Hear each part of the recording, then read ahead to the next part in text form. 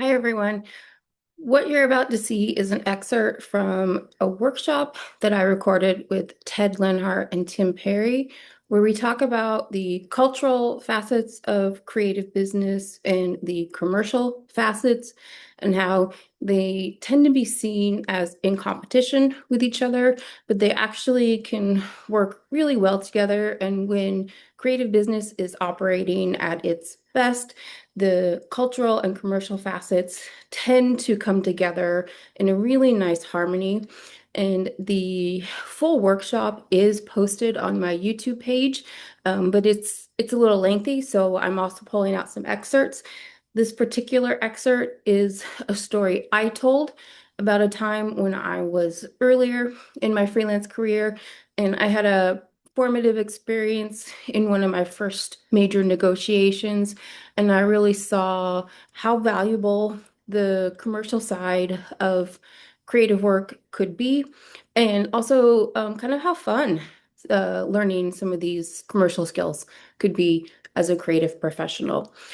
Please don't hesitate to like, subscribe, and if you have any questions about some of these commercial skills or how I learned them, how you might learn them, please don't hesitate to leave comments in the comment section, and I will be happy to answer any questions. Thanks, everyone. Appreciate you watching. So Jessica, are you Yeah, so my story is a cool? little different because I was and am a solo entrepreneur. But when I was leaving academia 8, 9 years ago, I started thinking I just wanted a standard corporate job. And so I was putting in applications to um, anywhere I could. And I was having no luck. I think because I looked simultaneously overqualified and underexperienced because I have a PhD on my resume, but I'd been out of the corporate workforce teaching for 10 years. So I think employers would look at my resume and have just no idea what to do with this person. Um, and I just went in the recycle bin. And so I had some friends and former colleagues who were doing freelance work, and a couple of them graciously invited me to come along with them on some work that they were doing. And I found if I could get in the room with a client and I could explain the value of my PhD, how I could do communication workshops for them, do coaching, what my expertise could do inside their organization, then people would light up, people would respond. And so it was really helpful to get in there and be able to talk to people. I got my first really big lead with a weight loss clinic up north of Seattle, and the executive director was really interested. I got in there and I had a connection with him. My particular focus in my PhD was social support, saying supportive things to people, understanding that type of language, and that's exactly what they needed. Their doctors were being way too assertive and rough with their patients, and they needed someone who could coach their doctors on being a little bit more gentle with the patients and the way they approached them. And so he was really excited to work with me. I had a follow-up meeting scheduled with him to negotiate exactly the terms of the work I would do and the payment. And so this was scheduled out like a week after my initial meeting. I had no idea what to do with this negotiation appointment. I'd never trained in negotiation. I had no business school. This was a professional MBA.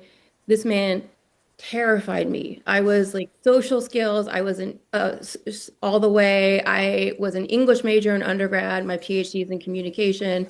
I thought I was going to get destroyed in this meeting, right? I was absolutely petrified. So I called I scheduled an appointment with a negotiation skills expert, and I'm a um, I'm a PhD. I researched. So in between the time I had the meeting scheduled and I went in there, I got online and I looked up. This was 8 years ago, so it was before he became political. But I looked up like, what does Elon Musk do when he negotiates? And so I pulled out all this like cliche, dumb business language. And I found out like Elon Musk invents words to describe the work he does. So I thought I needed to like invent words like Hyperloop and things like that to describe my offerings. So I'd invented all these words to describe my offerings. And luckily I got in there and the negotiation expert was like, no, this is no, no, no, no, we're not doing this. You are in plain language describing what you do, saying how long it's going to take you to do it, and then what you're going to charge for it. And so I got good advice, luckily. And then I spent the time between that session and the meeting with the executive just practicing basically the one sentence where I was going to say, in my experience, it takes this long to do this scope of work, and I'll charge this amount of money for it. So I could say it confidently, casually, and not sound aggressive or too harsh saying it. So I got there, I got in the meeting, and I'm still just terrified of this man. And I walk in there, and first of all, he's wearing a full suit. And if you know Seattle, that is a weird social cue to be in a full suit in Seattle, right? People, you don't wear a full suit in Seattle unless you're like presenting or going on TV or something. And then as I sit down, I notice this suit does not fit him. The buttons are straining, it's wrinkled. This is not a man who's totally put together. And then we're talking a little bit more, and there's little Batman figurines all over his office. And suddenly it's registering to me, this is just a guy. This is not some like superhuman up on a pedestal who I need to be afraid of. This is just a human being, right? And then I'm sitting there thinking, you just got out of school, you have no job, you are living with your parents, Jessica. You want more money. Like you are up in your ass by 20%. And I don't know, to this day, I don't know where that came from, but I increased my ask by 20%. It came out of my mouth. And because I practiced so much, it sounded relaxed, it sounded confident. So he pulls out his calculator. He checks, I think, probably what that would have equaled to hourly and says, okay, I think we can do that. And then I said I would follow up with paperwork and we shook hands and I walked out there and then I had the worst migraine I've ever had for the next 3 days, but it it all worked out. It was worth it. It was totally worth it. Yeah. Yeah. Yeah. Right. So Um, what did you take away from that you've used since, Jessica? I think that, primarily that the people who negotiate and do contracts for a living, they're just human beings. And they've they've learned these scripts, they're taught how to negotiate in business school, but they're not superhumans who have an elite set of skills that are not learnable by other people, right?